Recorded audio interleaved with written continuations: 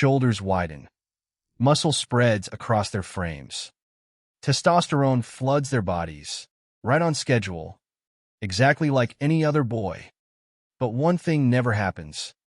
Not one of them grows a beard. Doctors gave the condition a name: 5-alpha reductase deficiency. A missing enzyme, nothing more. The testosterone is there. The muscle is there. The deep voice is there. The beard simply isn't. Why not? Because testosterone was never the real switch. Something else has to flip it on deep inside the follicle itself. And once you understand what that something is, you understand a much bigger mystery. Why your body lost almost all its fur, and why your face, if you're a man, never did. You are the naked ape. Every other primate on Earth wears a coat.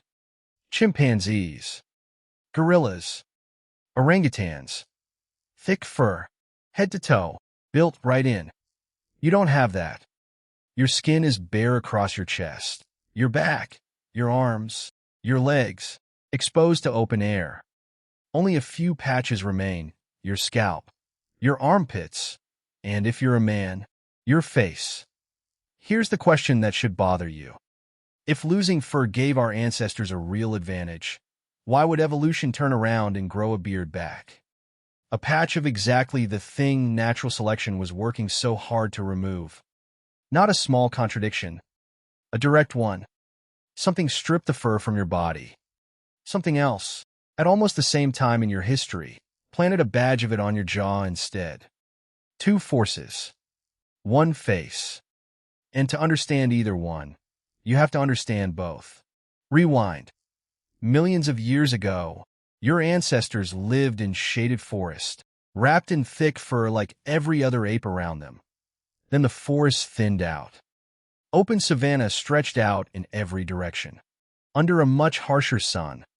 So, what changed? Hunting meant tracking prey for hours, in direct heat, at the hottest part of the day, mile after mile. Thick fur traps a layer of still, stagnant air right against the skin. That trapped layer holds heat in. On the open savanna, that's not just uncomfortable. It's dangerous. An overheated hunter is a dead hunter. So the body adapted. Bare skin, exposed to moving air, cools far faster than skin buried under fur.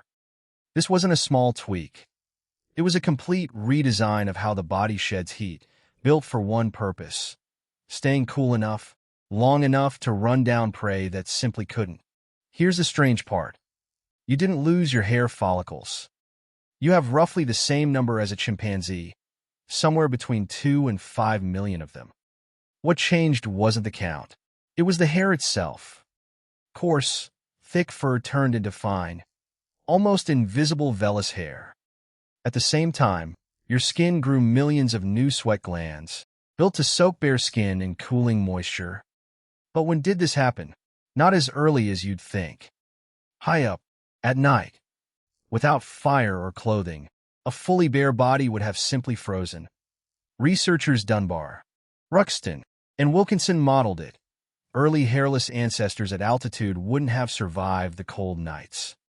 So the shift likely came later, with Homo erectus, around 1.8 million years ago, lower ground, longer ranges, eventually, fire. And there was a second reason to go bare. Thick fur is a parasite's home. But here's the twist. If bare skin was the winning strategy, the beard makes no sense at all. It costs real energy to grow. It can trap dirt and moisture. It can even shelter the very same parasites your body worked so hard to shed. By pure survival logic, a bearded man should have lost that race a long time ago. Every other patch of body hair thinned out. This one didn't. It thickened. It darkened.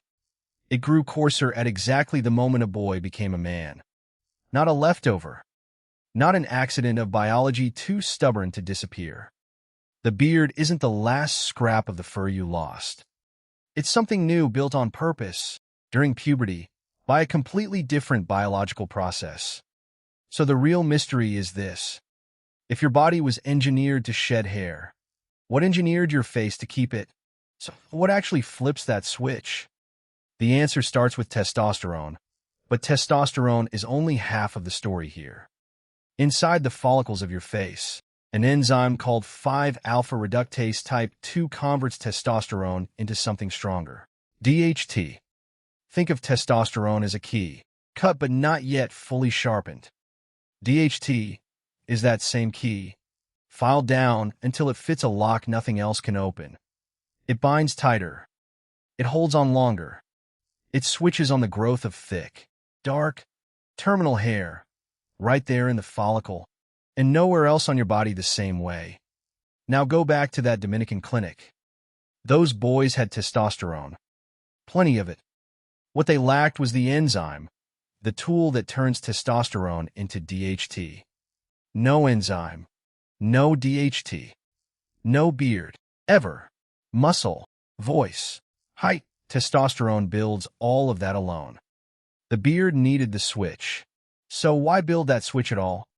Not for warmth. A beard barely insulates anything. The answer is status.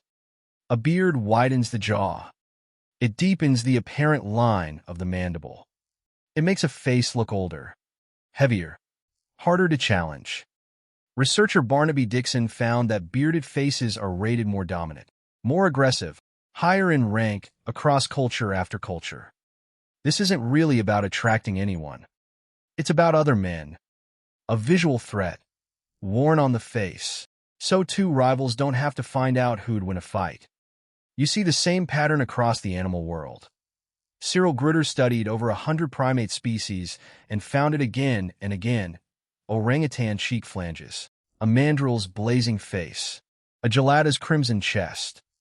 Wherever males live in large, complex groups, full of strangers, a badge of rank evolves.